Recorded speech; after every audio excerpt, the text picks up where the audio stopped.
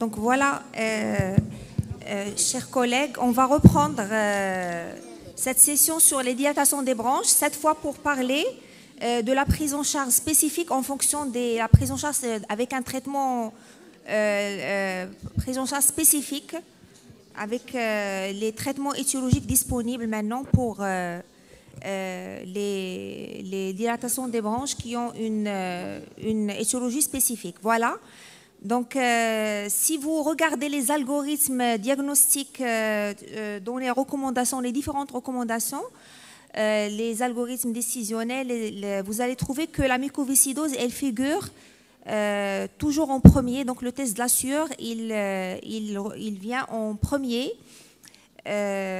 donc, parce qu'il est accessible, facile à faire. Donc, il faut le demander systématiquement en cas de suspicion de mucoviscidose, en l'occurrence en présence de dilatation des branches. Voilà.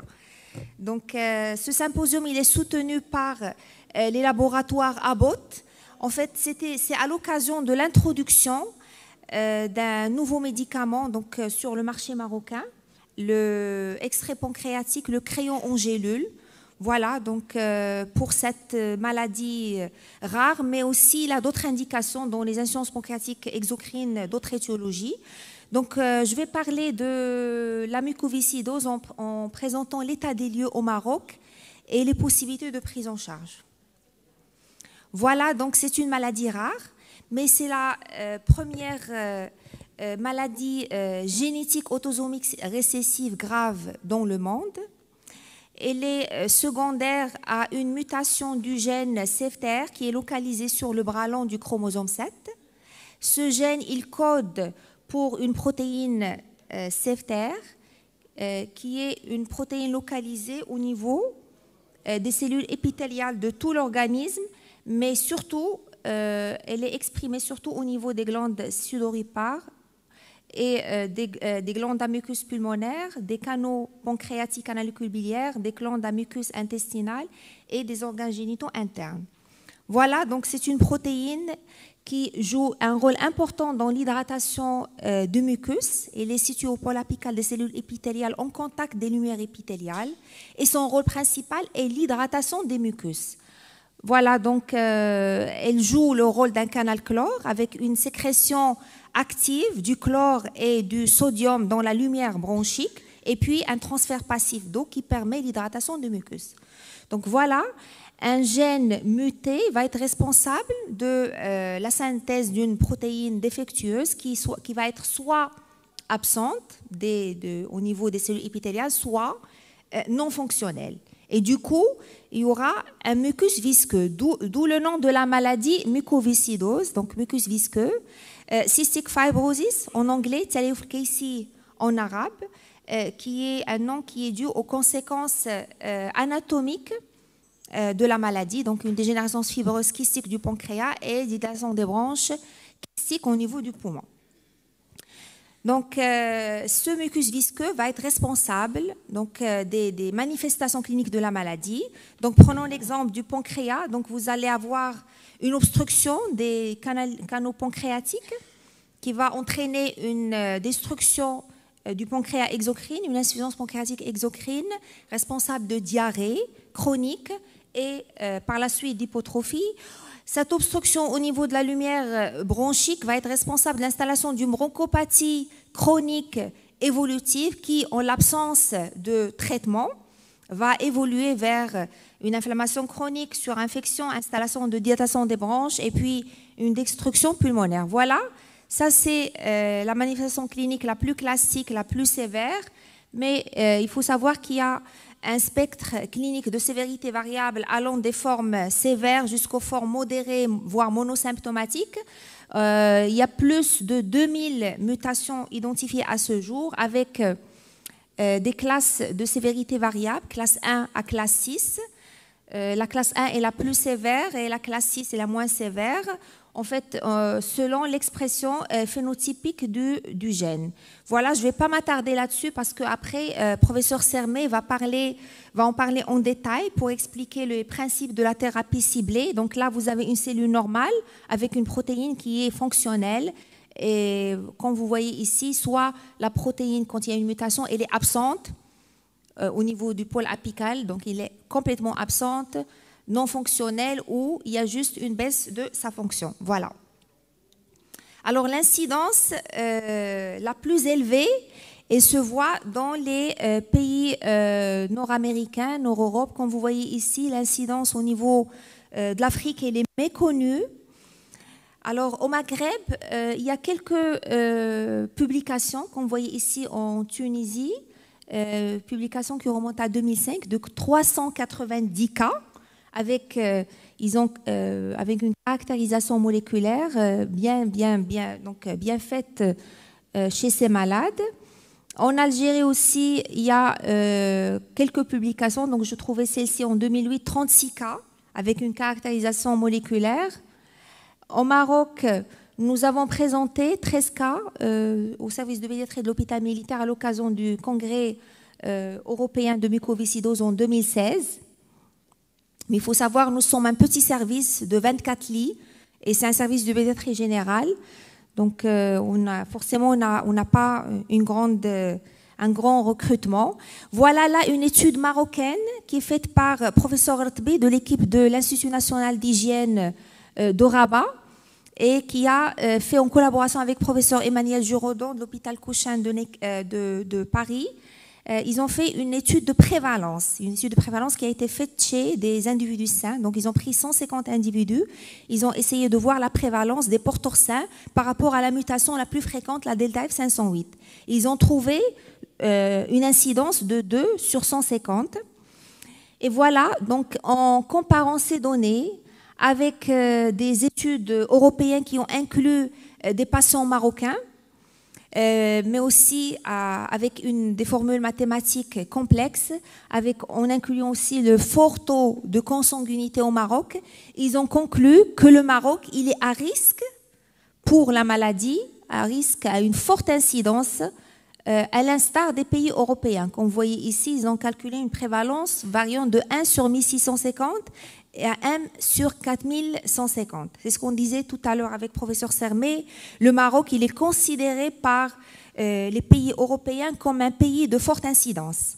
Donc voilà, et si on compare nos données avec les Tunisiens, par exemple, nos voisins, qui ont 60 000 d'habitants, 390 cas, on se demande où sont passés nos malades. Voilà, donc je vais partager avec vous une étude qui est en cours de publication. Donc, rétrospective sur 19 ans, caractéristiques clinico-moléculaires. On a pris tous les patients qui ont été hospitalisés ou reçus en consultation qui ont présenté des caractéristiques phénotypiques de la maladie, au moins un, avec 2 tests de la sueur positifs ou 2 mutations CFTR pathologiques. Voilà. Donc, nous avons répertorié 79 enfants, 45 garçons, 34 filles. Les enfants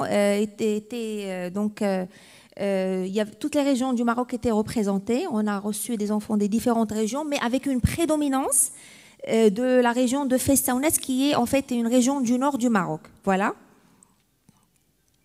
Alors, malheureusement, il y a un délai de diagnostic extrêmement lent, en 47 mois, donc une moyenne de 4 ans, entre le début des symptômes et l'âge de diagnostic. Et ça, malheureusement, ce qui explique les caractéristiques cliniques au diagnostic, qui sont des malades qui avaient déjà au diagnostic des dilations des branches, une hypotrophie avec des signes de gravité, donc déformation thoracique, hypocratisme digital, voire même des complications cardiaques, une insuffisance respiratoire. Et malheureusement, plus de 50% de nos patients avaient au moins une malnutrition modérée. Le test de la sueur était positif chez tous nos malades. Il faut dire qu'au Maroc, on ne diagnostique que les formes sévères. Alors les autres formes, c'est certainement, ils ne sont pas diagnostiqués. On arrive à diagnostiquer les formes typiques. Sur le plan colonisation bactérienne, donc la plupart des malades au diagnostic étaient colonisés à Staph et la moitié avait au moins une colonisation, voire une infection transitoire à Pseudomonas. Nous avons pu réaliser les mutations, rechercher les mutations chez 62 malades de 60 familles, soit 120 allèles. Et donc, nous avons pu identifier 29 différentes mutations.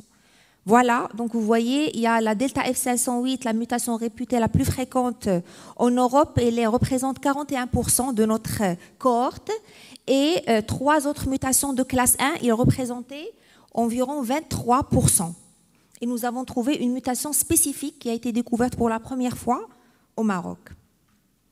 Sur le plan thérapeutique, donc, on a essayé de faire de notre mieux. Donc, sur le plan prise en charge respiratoire, la kiné respiratoire n'a pu être réalisée que dans 82%.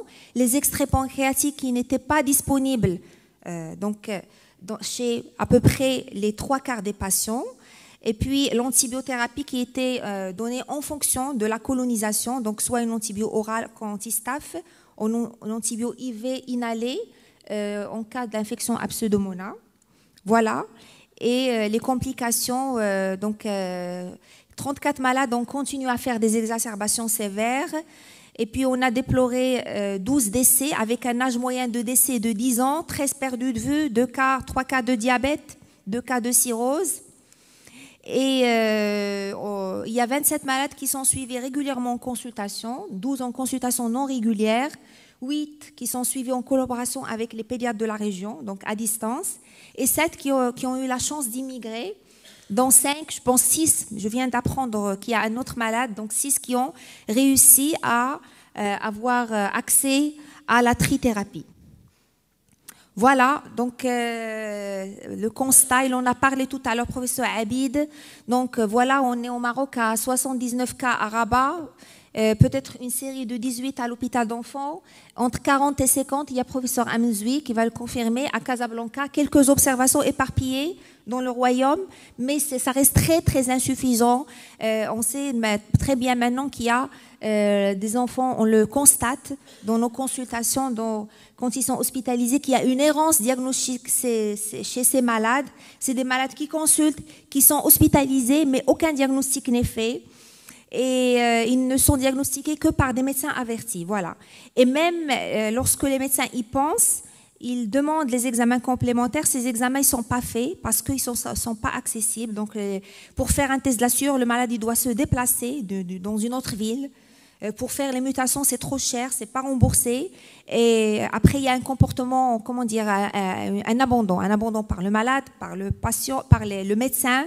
Et malheureusement, c'est des malades qui souffrent. Il y a une perte d'argent, perte d'énergie, et c'est des malades qui finissent par décéder.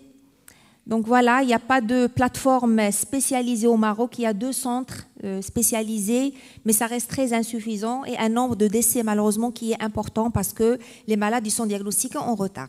D'où l'urgence de développer un plan national mucoviscidose, à l'instar de toutes les maladies rares. Donc je vais présenter une vignette clinique juste pour vous montrer les difficultés chez ces malades. Donc Nermine, une malade du service qui est âgée actuellement de 20 ans, alors qu'elle déplore toutes les manifestations classiques de la maladie depuis l'âge de 4 ans. Elle a eu plusieurs hospitalisations, énormément d'hospitalisations pour déshydratation, bronchopathie, mais il n'a eu aucune prise en charge réelle, aucun diagnostic jusqu'à l'âge de 7 ans et demi.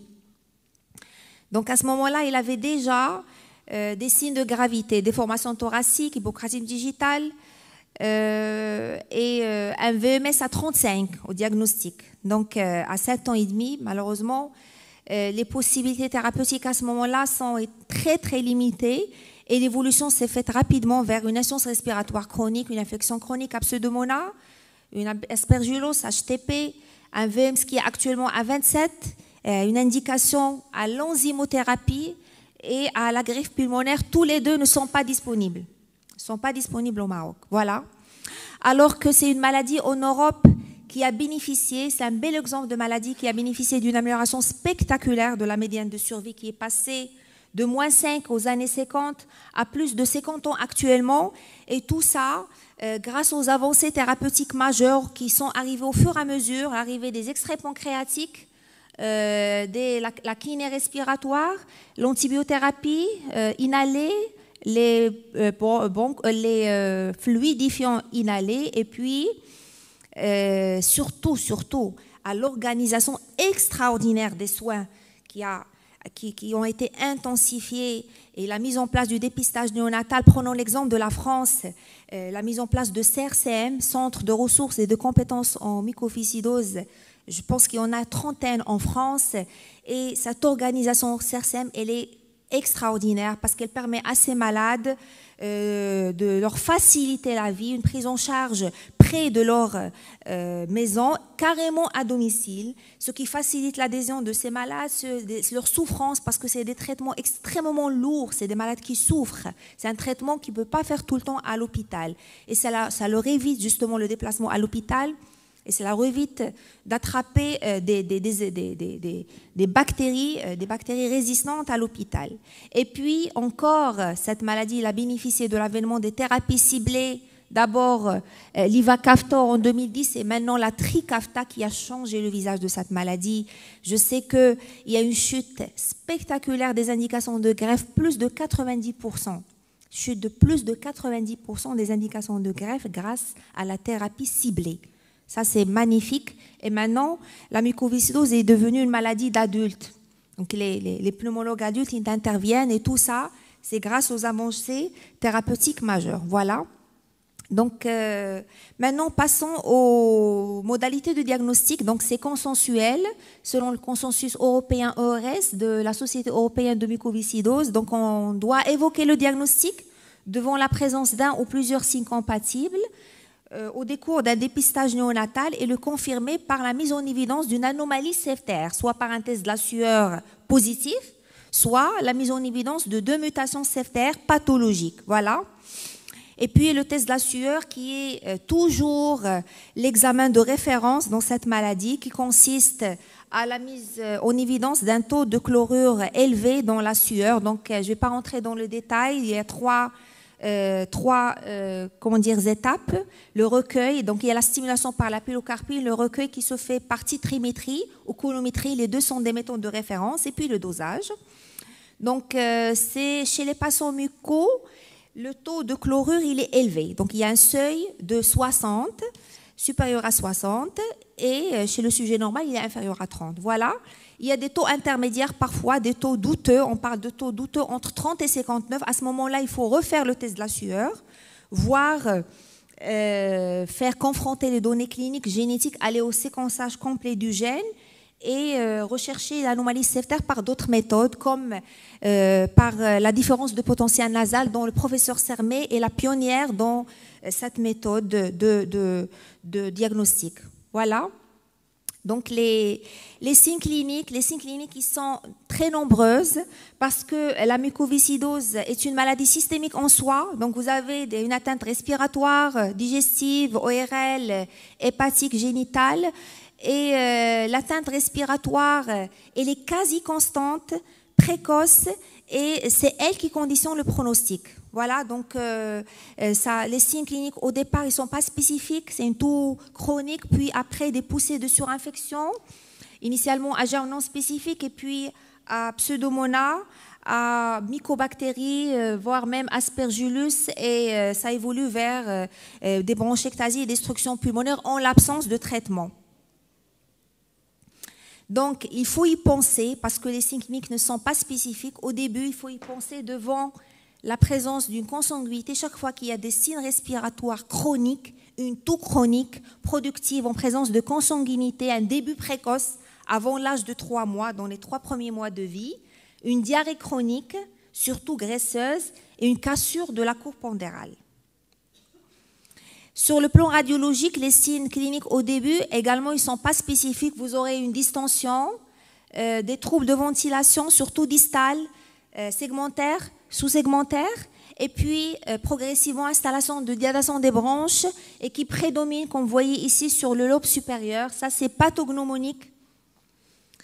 Après, en l'absence de traitement, ça sera des dilatations des branches qui vont s'aggraver et qui deviennent rapidement kystiques et diffuses. Sur le plan digestif, il y a 3 ordres de signes. Donc, l'atteinte du pancréas exocrine qui est présente durant la première année, donc 85%. Il faut l'attester par un dosage de l'élastase fécale, donc qui est effondré et qui va se manifester bien sûr par une diarrhée graisseuse chronique et qui va rapidement aboutir en l'absence de prise d'extrait pancréatique à une hypotrophie, voire une dénutrition. Donc l'atteinte de la motricité digestive, je passe rapidement. Les hépatiques, cholestase, évolution vers la cirrhose. Là, pour dire que cette malabsorption, malnutrition, cette malabsorption en l'absence de prise d'extrait pancréatique va rapidement aboutir à une fente musculaire et graisseuse, à une dénutrition qui va non seulement altérer l'état nutritionnel du malade, mais va entraîner un mauvais état respiratoire. Il va aggraver l'état respiratoire, entraîner une déminéralisation osseuse et d'autres complications. Donc le traitement, il est symptomatique, comme j'ai dit, doit être fait dans des CRCM spécialisés, prise en charge digestive, respiratoire, une hydratation salée, j'insiste là-dessus. C'est à la conclusion, professeur. Oui, j'arrive. Donc les extraits pancréatiques qui sont maintenant disponibles, on a la chance de les avoir maintenant au Maroc. Donc il y a le crayon gélule 12 000 et 25 000, il doit être donné à 1000 unités lipases par kilo par repas chez l'enfant de moins de 12 ans et 500 unités lipases kilo par repas. J'insiste, c'est des médicaments qui doivent être pris au début ou au milieu des repas, pas entre les repas. Ça, c'est extrêmement important parce qu'ils couvrent une période de 15 minutes, 20 minutes. D'accord ? Donc, il y a plusieurs études qui ont montré leur efficacité. Donc, le crayon, au bout de moins d'une semaine, 5 jours, il va augmenter l'absorption des nutriments, tous les nutriments, protéines, lipides, glucides, et on va gagner rapidement le poids et même la taille. Donc, au bout de 8 semaines, un gain en taille statistiquement significatif. C'est des malades qui récupèrent rapidement. Et puis, il y a eu des études de tolérance qui ont... donc, il n'y a aucun effet secondaire sérieux avec le crayon. Voilà, donc je vais rapidement partager avec vous ce qu'on a fait au Maroc, la création de l'association. Il y a la présidente qui est avec nous ici en 2014. Et on a pu faire des choses en collaboration essentiellement avec le professeur Sermet qui nous a beaucoup aidé, professeur Anne Munk aussi de Necker. On a pu donc faire des premières rencontres franco-marocaines sur la mucoviscidose en 2016 et on a fait aussi une session en 2012 avec l'IMPAP. Et puis, l'association marocaine, elle a développé des partenariats avec l'association française-canadienne. On a présenté 45 cas à l'occasion d'une réunion de groupe de travail sur la muco européen en février 2018. Deuxième rencontre en mai 2018. Et maintenant, on arrive à l'introduction du crayon. Il y a plusieurs choses à faire. Donc, je ne vais pas détailler tout ça, mais je pense que c'est une urgence d'établir un plan national muco à l'instar de toutes les maladies rares. Les maladies rares sont rares, mais prises ensemble, elles représentent un problème de santé publique, un surcoût économique parce que c'est des malades qu'on prend en charge au stade de complications. Il est extrêmement important de les diagnostiquer précocement. En tout cas, on doit faire un effort, pourquoi pas un dépistage néonatal pour cette maladie aussi, comme dans les pays d'Europe. Et je vous remercie pour votre attention. La mucoviscidose, c'est des malades qui se noient de l'intérieur. Je tiens à remercier le professeur Amal Hassani, qui est pneumo-allergologue, pour cette excellente présentation qui a fait le tour de la question. Et je tiens à insister à ce que Amal Hassani fait beaucoup d'efforts pour améliorer la qualité de la prise en charge des patients atteints de mucoviscidose. Je pense que c'est le moment d'établir un plan national pour ces patients qui souffrent énormément. Dans le service où je travaille, qui est un service d'infectiologie et de pneumologie infectieuse, on a publié un article avec l'équipe belge, avec professeur Patrick, qui est responsable du centre de référence et de compétences de la mucoviscidose. Et on a parlé vraiment de la mucoviscidose, de la souffrance des patients. L'article, c'est la mucoviscidose au Maroc, que valent les mots sans les actes. Je vous invite à le lire. Vraiment, il met le point sur la souffrance des patients atteints de mucoviscidose. Sans tarder, on va passer à la deuxième présentation. Je vous donne la parole, M. Habib, pour présenter.